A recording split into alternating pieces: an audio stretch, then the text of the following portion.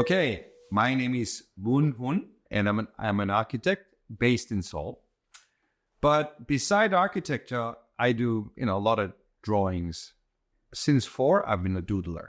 So I had an exhibition of my drawings previously, and I also do TV presenter work. So sometimes I go TV and introduce architecture or architects to people in general. So I think I do a lot of diverse things, Beside that, I like toys.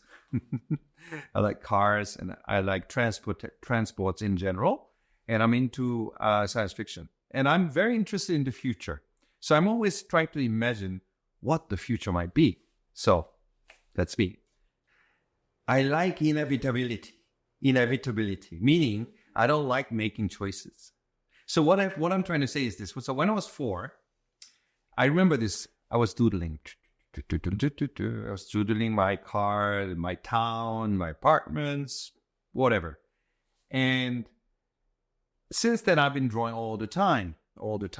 And I never wished to become anything. I didn't want to be somebody. I didn't want to have a job. All I was doing is doodling. But eventually, I had to go to school. So I went to school and school. Eventually, I had to decide to go to university. But at that time, I didn't really want to go at first. Because why do I have to go to university? I'm happy drawing. So that was my life. So and the funny thing was that I didn't even want to be an artist. You know what I mean? So the act of doodling was very, I was very content and happy with it. So I never really thought about becoming anything. But I had to make a choice. So inevitability. It was inevitable to make a choice, or not to go to university or go to university. So I decided to go to university, and I chose something that is related to drawings, I thought, architecture. I didn't know anything about it. I never thought of becoming an architect. I went to the classroom, and boom, love at first sight. Wow, this is even better than drawing, because you imagine and it gets built. Mm. So I was imagining and drawing everything every day. I was drawing my house. Next day, the same place, the same piece of land, another house. I was so happy. So I was really lucky to have chosen a sort of the right department. So I think that's the story behind that. There's some story to go along with this. So when I was a teenager, I went to Australia. And not just the mainland Australia, but there's a small island called Tasmania. So I went to a small city there called Hobart. So I did my formative years from 13 to 15 education in Australia. I think it must have had some impact on me because it was so relaxed. Their education system is so relaxed. It's so relaxed. It's like this. You go to the class and then, you go to the art class and there's no formal education. It's like, okay, let's do some art. Okay, then you go enter a room. It's full of stationery, okay? You can choose whatever you want. School provides it. Really? Oh, okay. Choose whatever you want. Now, let's go in. You choose what you want to do. Okay, all right. Now, there's the table for you. Why don't you do whatever you want to do? So it's like, I was shocked. Wow, this is a very interesting sort of education. And I loved it because nobody told me what to do. But I loved it because I lived my life always like that, right? I never went to lessons to draw. So nobody really taught me anything. I learned it by myself. So I really enjoyed that environment.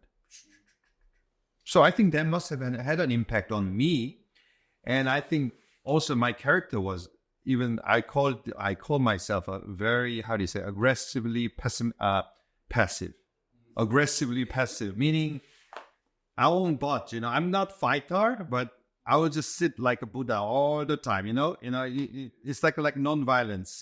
Gandhi. You don't fight, but you fight being still. So I'm sort of that kind of person. So I think with that in mind, I think sort of work together, like this aggressive passivity. And also my tendencies and also Australian education all merged into make me to what I am now, I think. So I think I have a geophilia. meaning I am very attached to places. So, for example, when I was young, I live in a very small town in Korea. It's a mining town. It's a long story, but to make it short, it was a mining town, very small, but bustling because of a mining town, right? Because of a lot of foreigners coming in, not foreigners as a foreigner, but not natives. So I grew up there from, like, I was not born there, but I was basically living there from age 1 to until I was grade 5 in primary school. So more than 10 years. I love the place. So even now, I go there once a year. All the friends are gone. The town is dead now because the mining shut down. But even then, I go to the mountain I used to play. I go to the rock I go to play. I see the river. So I have a very strong attachment to it. So I think I'm very attached to the place. Now, the Hobart, also the same story.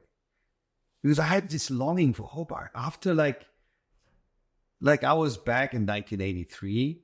I did my studies here, and then after about 6 or 7 or 8 years, like this homesickness sort of grew. Like you were dreaming about the city, not the person, not a person. I'm not dreaming about a girlfriend or anything. It's just all the memories you had of this place: the smell, the chilliness, the beautiful mountains, the fresh, crisp air, and the food you had. All that. So I had so I went back there. And I had a chance with the TV crew. I was there for so it's not whether it's in New York or anything. It's nothing to do with the famous cities. It's just where I am, where I have experienced it is important, not the brand of a city. So Hobart, many people may not know about it, and even Sangdong, which is a small town I used to live, nobody really knows about the city. But for me, it's very important because I think that's where I think my love of a place sort of began. I used to study in Boston, but then I don't know why Boston doesn't stick to me. Well, yeah, it's okay, but I don't really miss Boston. I used to live in Dubai just for a year because of the Korean Expo I did the Korean Pavilion for the XY Expo. So I lived there for a year, but it doesn't stick that much except the desert. Of course, the desert I love. So when I think of Dubai or United Arab Emirates, I think of the desert. But that's an exotic sort of fantasy that's realized that I'm always thinking about. So if you imagine the movie Dune, right? So that kind of Dune I have fantasies about. So I have some attachment to the Dune, of course. Yes. There was some important persons, I think. For example, when I was in Hobart, I had my first exhibition. So as a teenager, because I was doing a lot of landscape painting, watercolor paintings, and so I had a lot of them accumulated during vacations. So I showed this to this guy, art teacher. His name is Peter Johnston. He's actually British. He said jokingly, "I don't like Koreans. Why? Because I fought in your war and I almost killed myself. But I'll take care of you anyway." So I'll give you. So he was very impressed with my amount of work I've done. So he said, Hoon, I'm going to give you an exhibition. So I said, what? I never thought about this. What exhibition? Yes, I'll help you to have an exhibition in the library, school library. So he made frames for me. So I was like, I was so moved, because in Korean Asian cultures, teachers are very strict. You're scared of them or you hate them. That bastard. Scolds me all the time. But that kind of attitude, right? But he was so generous, like your father almost. Not even the father. Asian fathers are not like that. And in my generation, right? So he was like, brother, what is this? This is impossible. But anyway, so he gave an exhibition. He helped me to have an exhibition. And there was another miracle. Almost all of them were sold. It was sold out show. And I was shocked again because people buying, I don't have a brand, right? I'm not Picasso, but I'm just a kid. But everybody buying it. Teachers bought it, parents bought it. So I was really, wow, this is really good because it's based on their choices, not on outside brands. You know what I mean? So I thought this was a more individual of society where the choices were made. So so that was another one Another interesting guy is that when I was studying at MIT, I had a friend of mine, I befriended a guy who was about 7 years older than me. We still meet together. He lives in Princeton anyway. So I just met him last few months ago. Anyway, we're still friends. So I think he was another important mentor, not as a teacher. It was just my colleague, right? He was older than me, but I was so surprised to meet a guy. He's a Caucasian. He's an American guy. But he knew I Ching. He knew Mencius. He knew all these Chinese classics. And I was shocked. Like, he knows the Greek philosophers and everybody. So intellectually, it was so stimulating. So he was talking about all these Asian. So I was really shocked and awed by his capacity for understanding the world, and also his interest in the genesis of the world. And so I think, influenced by him too. So he was not a mentor, but a friend. But with his intellect and his depth of intuitive knowledge, I think I was influenced by him too. So there are two people I would say. So outside of that, I'm sure I've met a lot of people, but it's through maybe mostly from books, maybe, or movies, maybe. So yeah, which ones? Well, the books, I think, like Byung-Chul Cho, I like Zhuangzi, Lao Tzu. I like these Chinese guys. I like them, but I think I'm more into Zhuangzi. I think Byung-Chul is more to Lao Tzu.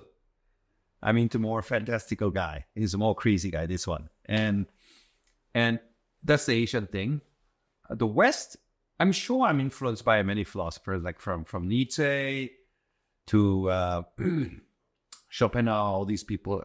And also, I was into Indian literature or texts like Bhagavad Gita, Upanishads. So these worldviews I was interested in. Okay, so I was interested in forming a worldview. So I was into these things. So these texts have influenced me, I think. Text. As far as architects are concerned, I think first architect that really got interested was at first Richard Meyer, but only last for 6 months because that was the first book. That was the first book I found. It was a big book. It was published by Rizzoli, okay? And it was a beautiful book. I was a student. I haven't seen many architectural books, but it was a beautiful book. I saw it. Oh my God! Because I wasn't used to any, modernism then. Oh, wow! In the mountains, this White House. It's like, oh my God! So I was in love with it. But after 6 months, I got tired of this work. Okay, so that was my introduction. So I'm not interested in. So after 6 months, I threw him away. I think. Okay. The next one I think that was interesting was Ando. I think I liked his work because he was so cruel in a sense, because he cuts everything away. It's like sushi, sashimi. You cut the head off and you cut so what's the essence of a fish? You don't have any shape, but this is fish. Oh, it's kind of cruel, but it's, you know what I mean? So I like that. And also the staircase that goes straight. I like, especially what I actually learned from Ando is a straight staircase that goes all 3 floors. I really love that. And so that love lasted for a few years. But then after Ando started building big things, anyway, none of my business. He's great architect. I'm just saying my personal choice. I loved him for a few years and forget about it. And then the next one, I think, was Louis Kahn. Oh, his buildings are so elegant, actually. So exquisite. So a lot of work, I think. So for the bang for the buck, Louis Kahn's work is because you will not be disappointed. It's the same as picture or even better. Like Kimbell, if you go to Kimbell, you've seen it. This is not concrete. This is like silver. Oh my God, this looks so bloody expensive. So yeah, sure. So Louis Kahn, and then I feel kind of religiousness here in every building he does. So I think he's a very religious man, Louis Kahn, I think. And he possesses that kind of light coming and giving us a sense of almost synagogue-like thing in everything he does, I thought. Anyway, so I was impressed with that guy. And also Levius Woods. Yeah, because at first I thought he was a Japanese animation, okay? he looked very much like a Japanese animation, okay, at first. So I thought, how come Japanese animation is in architecture school? At first I was intrigued, but actually sort of curious, right? But as I look it deeper and deeper, it's seductive, the drawings are very seductive. And also, I clicked. Because I remember I used to live in a mining town. Similar feeling. Apocalyptic, dystopian, things coming up, down, all decrepit, lights coming through the cracks. So I could identify real spatial experience with Levius' drawing. So it enhanced each other. You get the point, right? So I love this work, not just for the drawing, but the experiential, spatial experience I already had in me. So it clicked. So it came into me. So I don't know whether he lived in Sheffield. I don't know whether he lived in my industrial town or not. Anyway, so that came into me. And also there were a bit of times when Pompidou, the high-tech architects came, but it's too clean, You need some age defect, like Levius Woods, right? So that love didn't last very long. So this is to pristine, crystal future and imagery anyway, right? So I think that's about it. And then the other interesting architect I would say would be, Tom Main, all these deconstructivists. I was studying at MIT from 91 to 93. So Daniel Lipskind was there. So that period, I think, must have had an influence on me.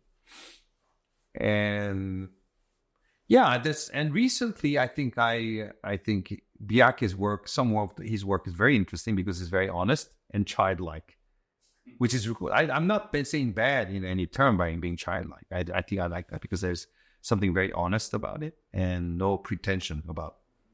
So Court Scraper in New York, I really liked it.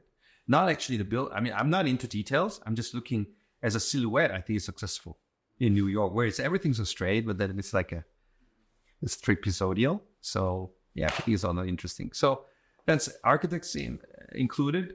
And I'm also into, like movies. So like everybody loves, Matrix, Blade Runner, the Ghost in the Shells, Akira, all these movies. We are in contemporary, so I'm into those movies. And science fictions, I think my favorite movie would be science fiction. And also there's a lot of erotic energy in me. So I'm into tantric Buddhism, these drawings, mandalas, this sexual energy. I'm interested in these eroticism too. And I'm sure I'm reading maybe Bataille, the French philosopher, might have influenced me when I was younger. So there's this erotic energy that I try to infuse into architecture. Maybe red has something to do with it. So there's erotic energy. I think erotic energy equals creative energy. That's what I think. So, as a creative person, I think most creative people, have a lot of sexual energy.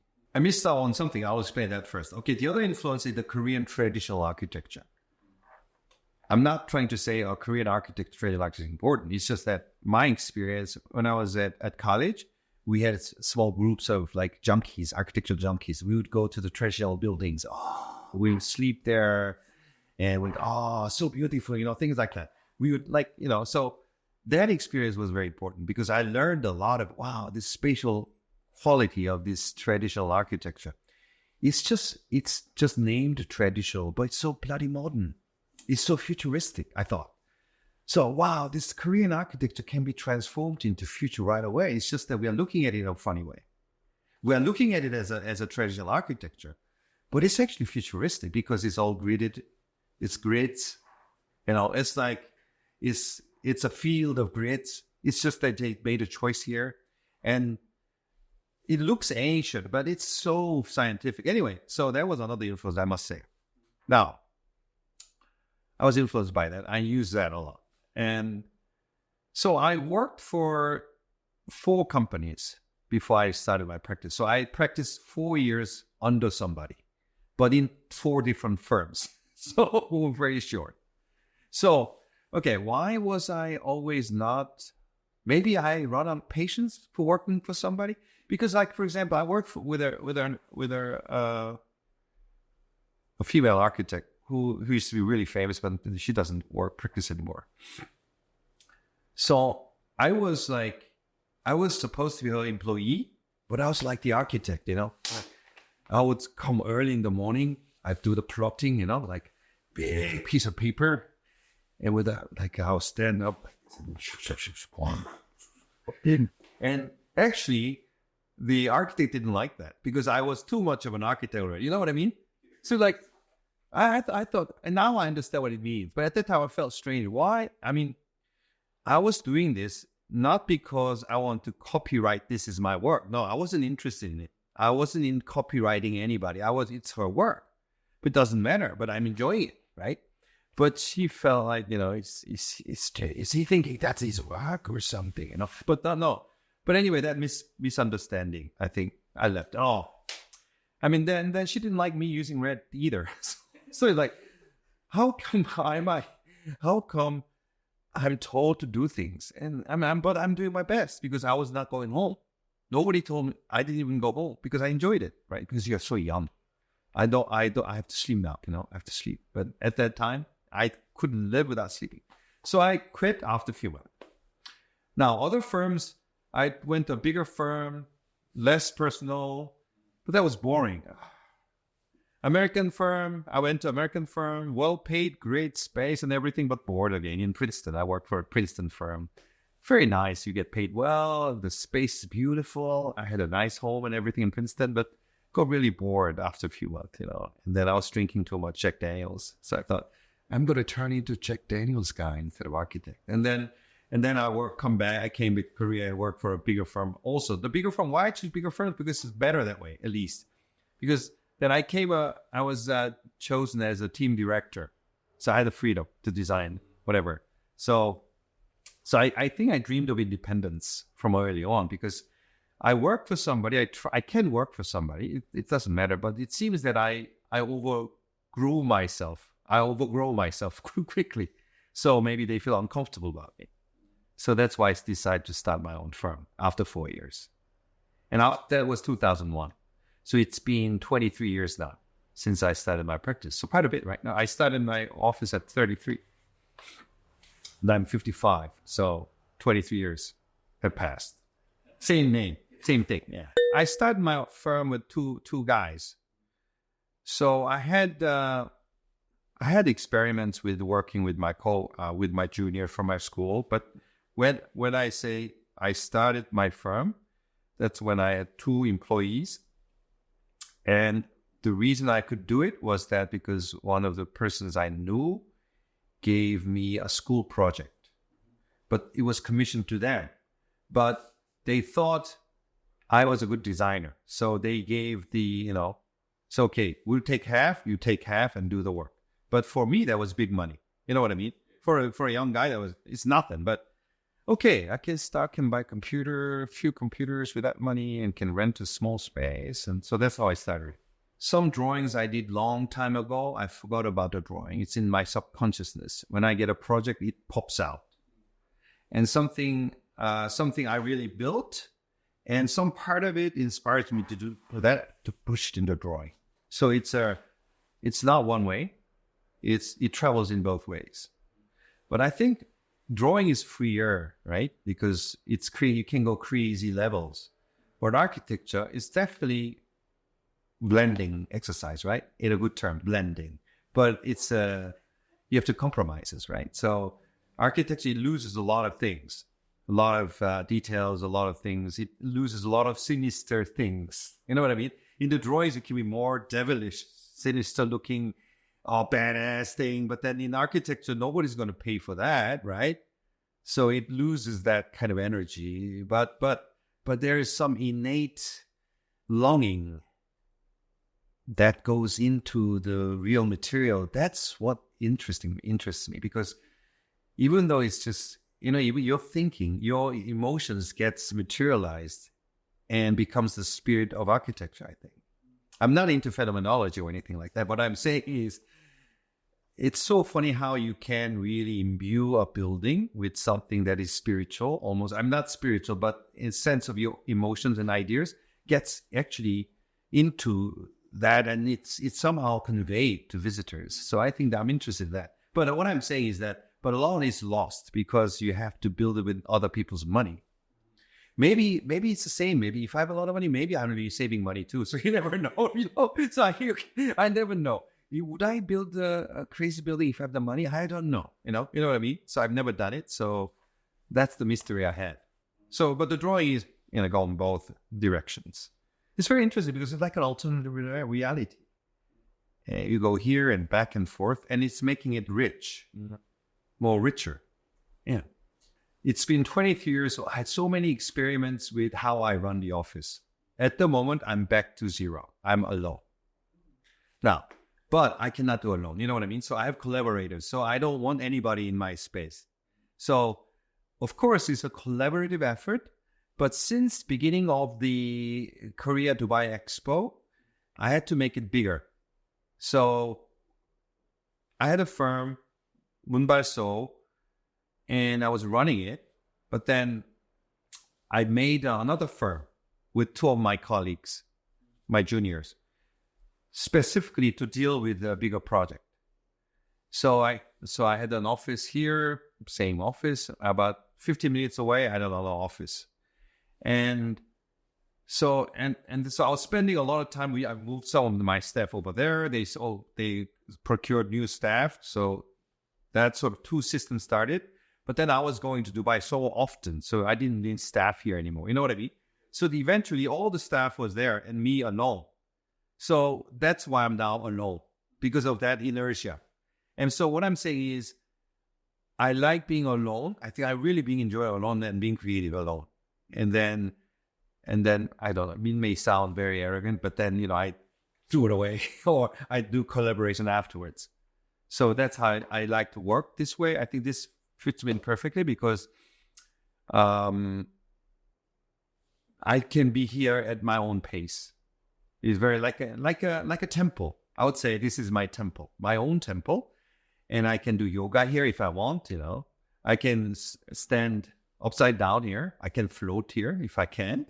So, but the good thing about being alone is that since nobody's right away near you, I do more work. You know what I mean? So sometimes I would do a whole thing in a like a not CAD, but I would do really real drawing, quite complete almost, and then throw it out, or distribute it. You know what I mean? So I like that even more this way because I'm more involved. So even though I am, I have experienced more, but I'm still like a student almost. So I do drawings. I can show you later what I'm doing. So I can draw, actually not just doodle, but architectural drawings. And I love it this way. And I make models too. It's small ones, of course, the small ones. Not big ones. Big ones, no, I don't make them. But if it's small, I love doing this. So I'd like to keep it this way. So I have a collaborator in Dubai who I befriended from Dubai. He's a big firm, right? So I can work with that. I can work big things with that. I have befriended some big firms in Korea. I can collaborate. And I have my not disciples, but my staff who have their offices now. They grew up and they have license and they have offices, all around. Not many of them, but so I can call them to collaborate. So not all of them at the same time. But so yeah, I think this is the model that really suits me very well. And the lifestyle that I can move around very often. So, and then two things, moving around, you have freedom, but then also you are more involved with your work. A lot of it, because a lot of architects maybe, I think because you have so much work, maybe, they just do a few sketches and you review it and you do it like that. But I think I really like, it's like these drawings and even like doing details and all the things involved in it. I think that's interesting. Yeah, yeah. If I really need somebody, the only person would be secretary. Yeah, the rest I can do it. Come on. I mean, I'm an architect as a designer, can design Neom City, right? As an idea, you can design it, right? You can alone design it. It's okay. So you don't need that much manpower. But then when you're executing it, you need a lot of manpower. And as I said, I call this a temple without God. So, I really like it the way it is. Generally speaking, Asian culture is not about individual that is too visible. You know what I mean? So maybe in my culture, it's sort of a negative thing. I don't know. It's my perception because when something is too strong, people are repelled against it. If I paint myself red all the time, maybe some people think, Oh, I mean, how come he's always, why is he showing his identity all the time, I think there are likers, lovers, and haters, I think, in Asian culture. But I think in general, I think that's the issue, that when somebody's too strong of flavor, some people will like it, some people won't like it, right? So for example, if you have a really strong coriander, some people will love it, some people will hate, the coriander, that's strong and too strong, So I think, but that's my perception of it. I don't know how it is. And also the good thing about it is, because my buildings are very like me, it's inseparable. It's me, architecture, me, everything. This space, everything, So it's all connected. It's not separate. It's like a Buddhist theory, the practice. You talk about it, you live it. It's not that, Western philosophies, you talk about, this objective reality and that you're a very bad person, You know what I mean? It's okay. It's okay to be like that, right? But in Buddhist tradition or this Asian thing, it's like you say something, you become that. So you practice aestheticism, then you build aesthetically. So with aestheticism. So I think that kind of attitude, in that respect, is very Korean thing, Asian thing, because but then not many architects do this. But the interesting thing is, I get calls from all different fields of creativity. So there were like some airplane catering service that called me. I did a design for something there too. So I did a lot of interesting things. I did a design for the, maybe I shouldn't disclose it, but anyway, I do even like I'm called by the people in the same kind of questions, like, you and your architecture seem very similar or iconic, so why don't you design something, So yeah, so I think that's most architects, I think, have a different attitude of their life, and their architects sort of kind of separate, right? I'm more merged in a way. I don't know whether that's good or not. It's just me that's like that. I don't know. I said again, I'm aggressively passive, so I didn't intend it, but it is what it is. So I have an answer for that in not my view, but a book written by a Russian guy. He thinks I'm part of the meta-modernism of Korea. He thinks I'm a forerunner of meta-modernism in Korea. So he wrote a book, this Russian guy who I have no idea of. He wrote a book on me and sent the book over to me. So it's in Russian. So I have a Russian friend who gave a small translation excerpt.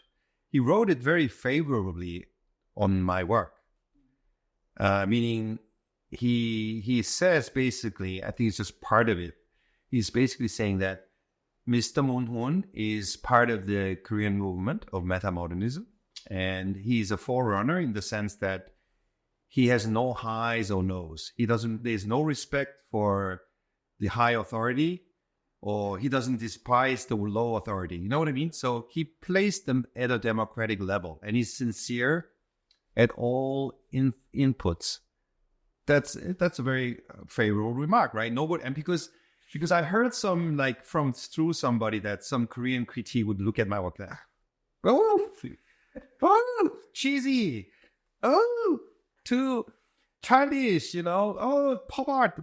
But he doesn't have that attitude. He thinks he's sincere of all different levels of ideas, and I think that's true because I don't like snobism of architecture anyway. You know what I mean? Like, we are high, and they talk in a very difficult language and too sublime.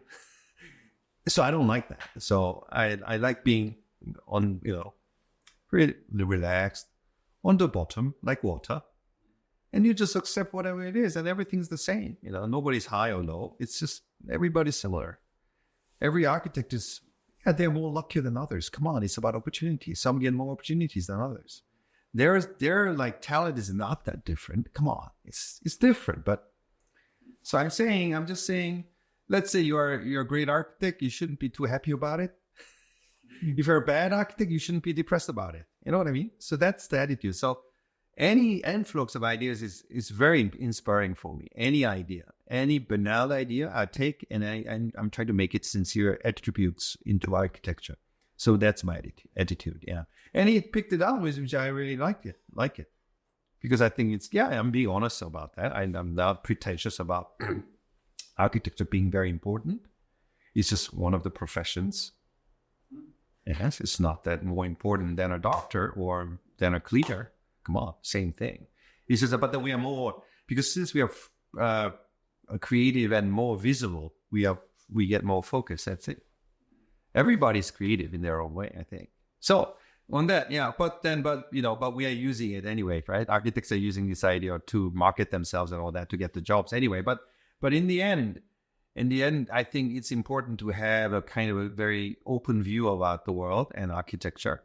So, everybody, I think the only reason nobody says understanding architecture is because I think our ideas come from somewhere else. So when I'm eating soup, this could turn into architecture. This could turn into something. So, I think that's democratic. And also, it's more abundant of ideas. That's why I choose that way. There's more abundance because if you come down, if you look at everydayness, everything around you, there are so many ideas. Yeah. So that's important for me. Yeah. So sometimes I find that I have no control, okay? Sometimes I have no control. They've done it already. They have hundreds, thousands of reasons that they can't fix it. So, but I don't fight. I don't like fighting. I'm a pacifist. You could say I'm a coward. You could say I'm a coward. I don't like fighting. So unless it's like bloody critically important, if something's missed, I say, oh, come on. Then I laugh probably, So no, I go there not because I have a specific agenda. I would go there every day. If something is getting built, I go there every day, almost every day, if it's in so. With no reason, because it's like, just go, well, what's happening? Oh, they're doing something. Oh, the carpenter's doing something there. Oh, okay. Oh, he's doing the scaffolding very well, So it's just as an observer. So I had playing at the construction site like a kid. That's where I'm going. But of course, I do some, work like, that's all. Hey, the angle. So if there's something terribly wrong, I would say it. And I will say, like, sometimes if I'm allowed, can I put a window here? It's not in the drawing. Can we do this? Things like that. So there is a spontaneous energy to it. So, but in general, I go there to play around at the site because you smell the concrete, you smell the metals. There's a smell there at the site, and it's kind of alive. So the process is more beautiful than actually the building. So I think when the building is most beautiful when there are no windows. When you don't put the windows, I think that's when I want to stop usually. Because that's most beautiful. Because the glasses are so reflective that it's a barrier. It's not transparent. So that's why I like Louis Kahn's work too, because I like it ruins, it's just the structure almost. Like everything is shadow, like it has depth. But buildings now have glasses and all these things, and like a lot of barriers and all that. So I think I'm imagining my future buildings. I'm doing some doodles, and my future buildings I can show you later, where there's no windows. It's just depth, and I'm passively aggressively waiting for the new technology where there's a thin layer of air that's doing all the insulation.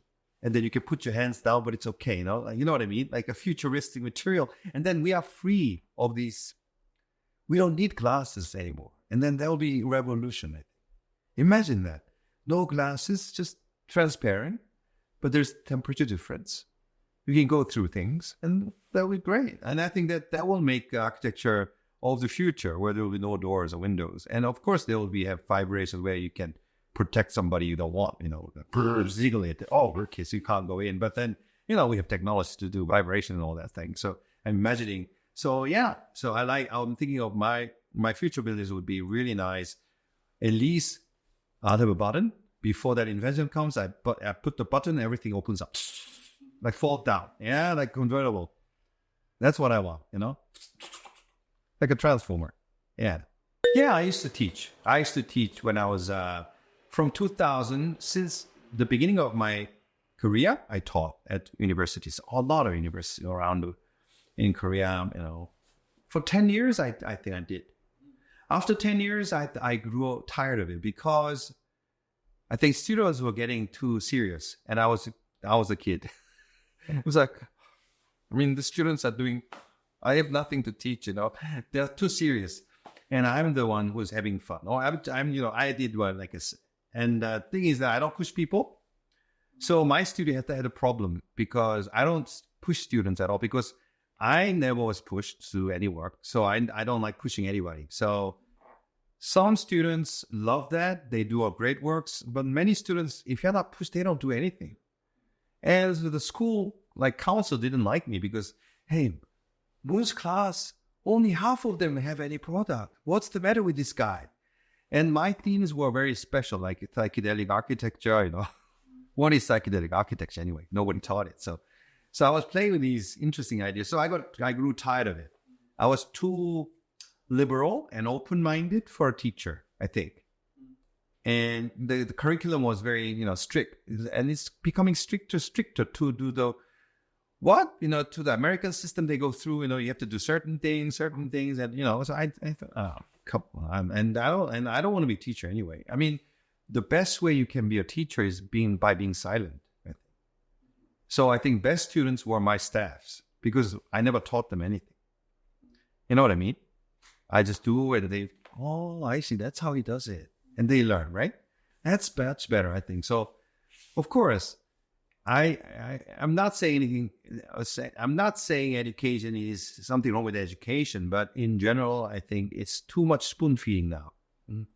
So I think you have to leave them alone, give them time, and let them do what they want, even how stupid it is. Just let it grow, I think that's what school should be about. But I think, so I would be able to, I will teach eventually if I can do that.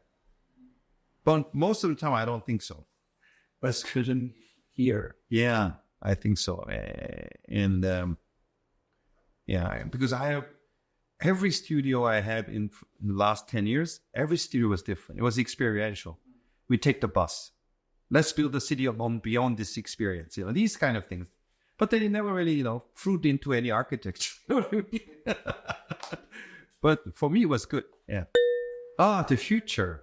Oh, well, recently I got lucky because I had my primary school mates at the mining town called me and visited me and said they're going to need a futuristic idea for their new city, for the old town, because it's so diminished now. They are trying to revive the town. So I think I'm very interested at the moment because I met these guys, I met the municipal head and all these, and maybe some sponsors, whatever. So I'm thinking of, at first, an exhibition. I'm thinking about an exhibition, making ideas, future ideas for the small town I used to live. So I think this will go on for maybe a decade or 20 years. I don't know. So I think I'm at the right time, at the right place. I hope that because in the future, I'll be some part of me will be devoted to developing this town with a futuristic idea, because I don't know whether because of Ram said something about the future is in the country town. No, not that. But I think because the small towns are dying, so they need something there. So maybe that's why future could be born out of desperate needs. So not in the city. Future is not in the cities, but maybe in the center, in these abandoned towns. Because of that, they need resuscitation. So I will be part of that, I think, which will be very interesting. So that's what I would like to do. So I think because all my life I've been drawing futures, right? That's what I mean. Future architects is basically job putting something in the future, right? Not in the past.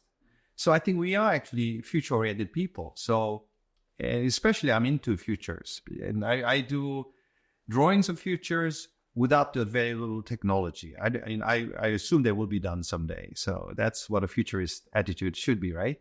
You don't have everything, but you do our future. So I'm looking forward to participating in the futures. And also the funny thing, an architect from Slovakia came and said they are thinking about making futures, and they have MVRDV, Winnie Mars, and all these people, the New York guy, and he chose me to participate. to think about the future of Slovakia. So I have to be a futurist now. Maybe. Yeah. So part of me will be an architect projecting future for the mankind. Yes. When something's really hard, I don't do it. And when I don't like it, I just don't do it. I mean, I think there's an attitude. I mean, you can overcome it. I think there's one way is overcoming it. But you shouldn't say that's the only way. You can just veer again. I mean, if we look at water, the water never really tries to jump over the stone. It just bypasses it. We don't say it's cowardice.